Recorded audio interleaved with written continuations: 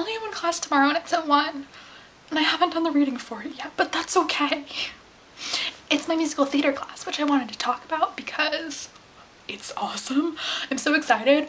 Okay, so South Pacific is playing in Seattle like now, and we're gonna be studying South Pacific next week. So on Friday, like a bunch of us are going to see South Pacific, and it's opening night, and I'm really excited. And we got like cheap tickets because we got a group rate and we're students, and I'm just really excited. And like my first paper, I think I'm gonna write it on Wicked, which I'm really excited about because I love Wicked, and I might write my second paper on Wicked too, which would be a little bit ridiculous but a little bit awesome.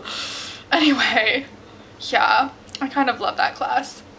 Oh, and Sam, I was wondering how you're doing with reading Wicked, because for my second paper it's like comparing the musical to its source. So if I did decide to do that on Wicked, it would be really sweet if I could have the book back by then. And that, like, the paper is due at like the beginning of May. I don't even remember when we need to pick a topic by like March or something. So it's not a pressing matter, but if you want to give me a little progress update on how you're doing with reading, like, I know that it's a lot harder to find time to read books when you've got classes going on, but it'd be cool if I could get it back by then maybe. I don't know, we'll see. Also, I want you to read it. I'm excited. And then Catherine gets to read it, and then we can all have read it, and I'm just really happy right now. I don't know. Today, it was a long day, but in a lot of ways, it was a good day. My roommate made me stew for dinner. Well, she made herself stew, but she used some of my celery, so she was like, oh, I'll feed you. And I was like, sweet, I love it when you feed me. She's not really my roommate anymore, but I still call her that, and she calls me her roommate too, so it's okay.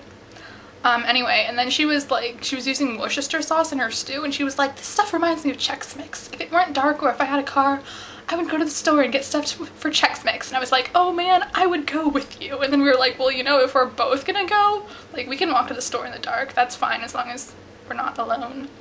So we did that, and then we were in the baking aisle. I don't know how we ended up in the baking aisle, we just did.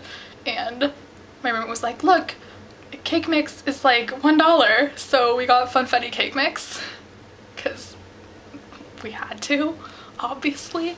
And then we were exploring our kitchen and we found like these mini bundt cake pans, and so we did funfetti cake in the mini bundt cakes, and we made Chex Mix, and she had already fed me stew, and it was just like, my stomach was so happy. Yeah, I think I'm actually gonna edit in some pictures I took of the cakes, because I somehow started saying fail cake instead of just fail, because like when I am a fail, it makes me feel better about myself to say fail cake because it sounds cute. So yeah, the bundt cakes, we didn't really grease them well enough, so we have some actual fail cakes.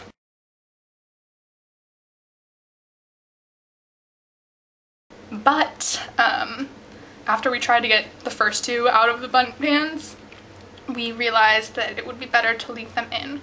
So we just like frosted what should be the bottoms, and they're gonna be the tops, and people can just like eat it right out of the pan.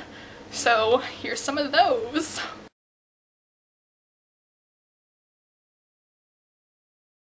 And then also, we only had like a few of the mini pans, so we had way more batter.